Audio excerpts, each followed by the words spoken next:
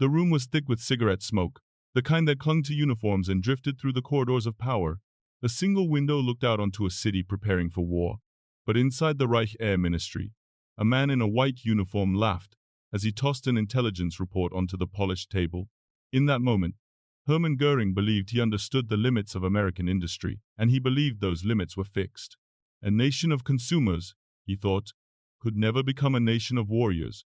But beyond the Atlantic, in a place where factory whistles marked the rhythm of ordinary life, something far greater was beginning to stir. Workshops were being cleared, blueprints redrawn, and workers who had never seen an aircraft up close were preparing to build the machines that would decide the future of the world. No one outside a handful of engineers understood the scale of what was coming. It raises a question that echoes across history.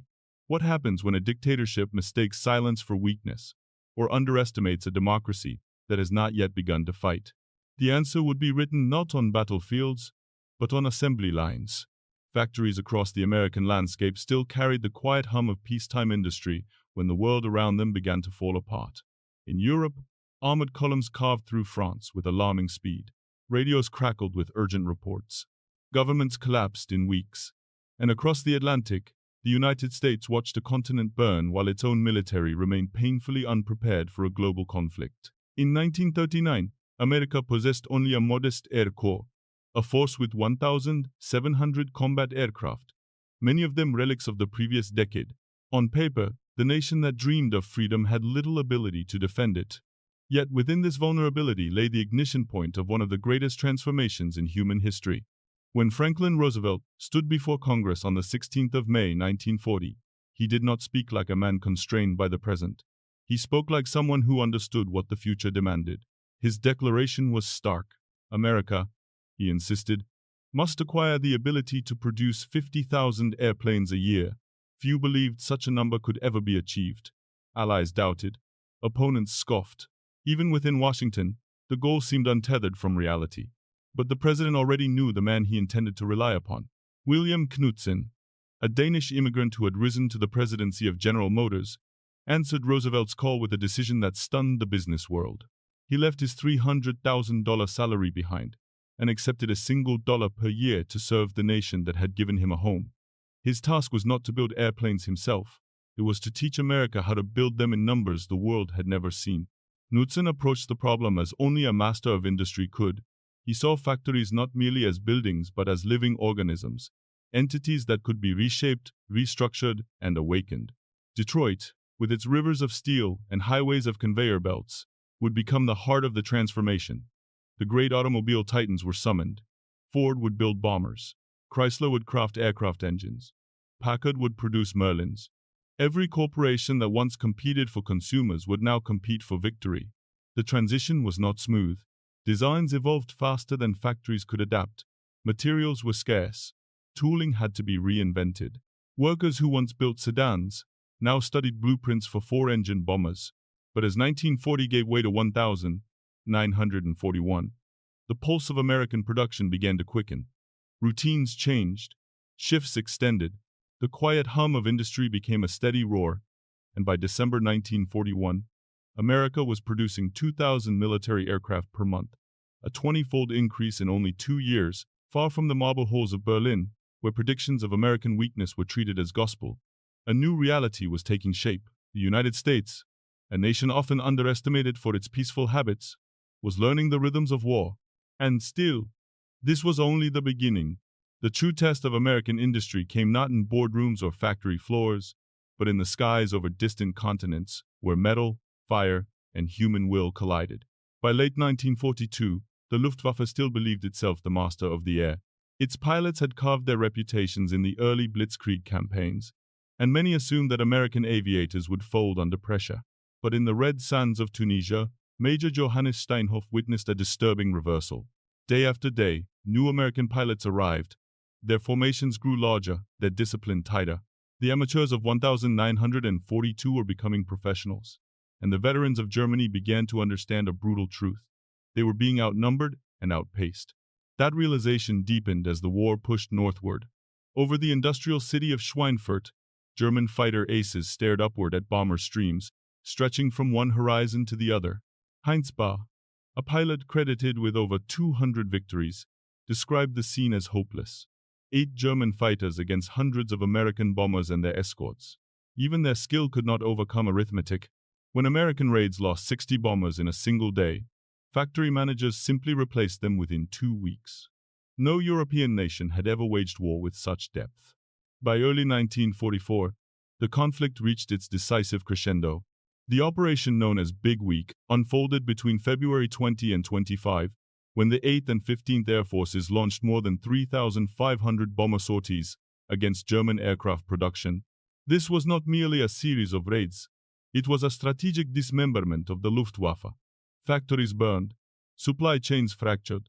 The Luftwaffe lost between 262 and 355 fighters, but the deeper wound lay in the 100 irreplaceable pilots who vanished from its ranks. Germany could build aircraft, though never fast enough. What it could not rebuild was experience. American production lines produced 2,500 fighters a month, while losing only 400. German factories produced 1,000 fighters a month, while losing 1,200. The math was no longer a contest. It was a verdict. That verdict became visible to the world on the 6th of June 1944.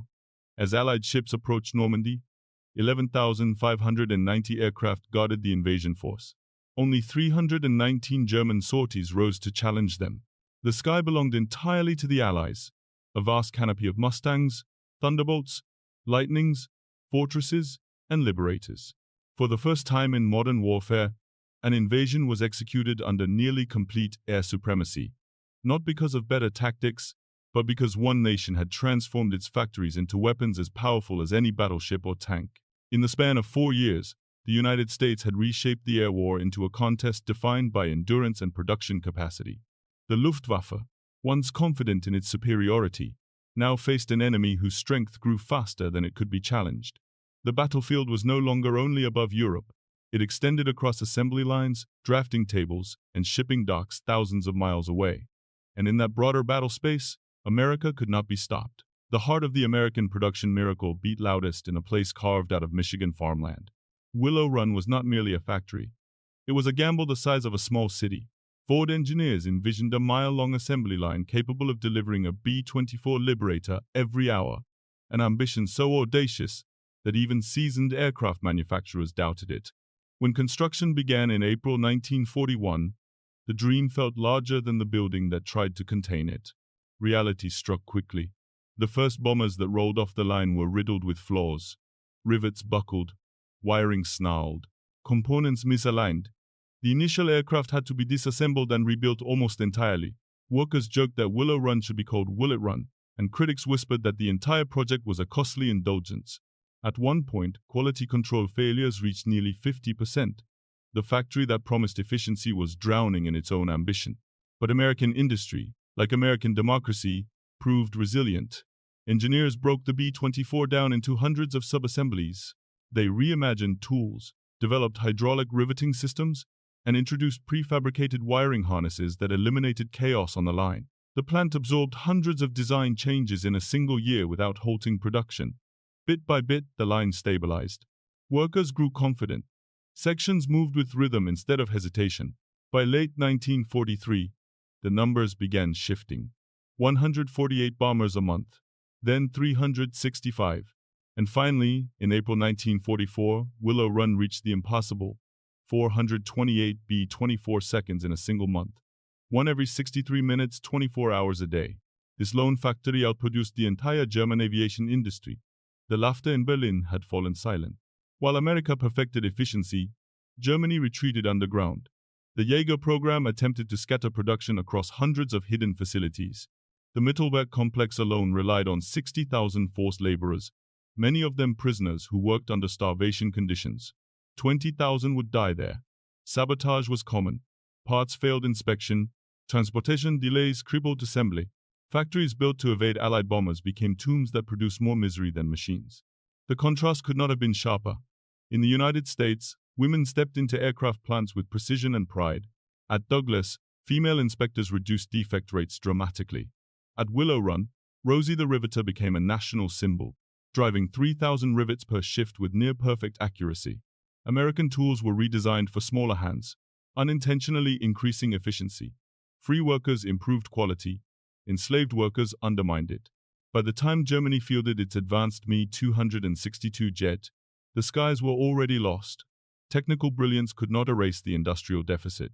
Fewer than 200 jets were operational at any time, many grounded by lack of parts or engines that burned out after 10 hours. Meanwhile, America was producing next-generation aircraft, refining designs weekly, and sustaining 2 oceans' worth of war. When the dust settled, the outcome was unmistakable. The turning point of the air war had not been a single battle, but the moment when one nation mastered the art of building faster than its enemy could destroy. Across the world, analysts struggled to understand how a nation once viewed as inward-looking and unprepared had transformed itself into the greatest industrial force in history. From London to Moscow, military observers noted that the American advantage was not simply mechanical, it was cultural, it was political, it was human. Democracies, long dismissed as slow and disorganized, had revealed a capacity for mobilization that dictatorships had never anticipated. Much of that strength came from the American workforce itself. By 1943, 2 million citizens were engaged in aircraft production. Women, who represented less than 1% of the industry in 1941, became 65% of its labor force just 2 years later. Their precision reshaped the very rhythm of manufacturing. At Douglas, female inspectors reduced defect rates from 3.2% to 0.3%. At Willow Run, a single riveter like Rose Monroe could outperform entire inspection teams. These workers were not temporary replacements. They were the backbone of a system that grew more capable every month. The social fabric of the workforce was equally transformative. African Americans, Mexican Americans, Native Americans, immigrants, people with disabilities, teenagers, and elderly citizens entered factories together. Many had never shared a workspace before. Yet in these vast assembly halls, they discovered a collective identity built not on race or class, but on contribution. American factories became a quiet refutation of the racist ideology that guided Germany's war effort. Where the Reich relied on coerced labor, the United States relied on voluntary cooperation, and every metric favored the latter. Globally, the results were impossible to overlook. Allied commanders recognized that American production allowed them to replace losses faster than battles could deplete them. German leaders recognized it too, though in far more painful terms. By late 1944, even Goebbels wrote privately that Göring's promises of air superiority were criminal delusions. Hitler, in a rare moment of candor, admitted that Germany had underestimated the industrial depth of the United States. In the end, the world understood a profound truth. War is not only fought on front lines. It is fought in machine shops, research laboratories, union halls, and neighborhoods where ordinary citizens decide what they are willing to build. The American home front had become a weapon, and the world would never again underestimate its power. In the quiet hours after the war ended, long after the smoke had lifted from Europe's cities, Hermann Göring finally confronted the truth he had spent years denying. Arrested by the U.S.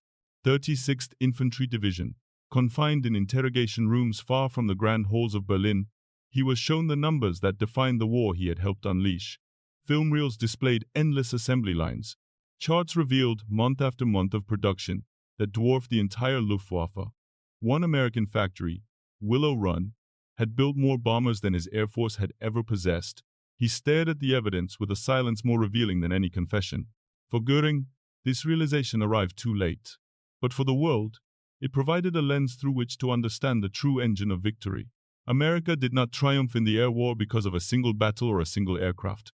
It triumphed because its people, free to choose their path, chose to work, they chose to adapt, they chose to build. A nation that had seemed hesitant in 1940 became an industrial colossus by 1944, powered not by coercion but by cooperation. The arsenal of democracy proved that production lines could be as decisive as front lines, and that assembly workers could change the course of history as surely as soldiers. This legacy extends far beyond World War II. The organizational systems born on those factory floors shaped the modern world. The engineers who refined bomber assembly lines later designed rockets that reached the moon. The women who riveted B-24 wings raised children who would redefine American industry, science, and civil rights. The very idea that free societies can outproduce dictatorships remains one of the clearest lessons of the 20th century.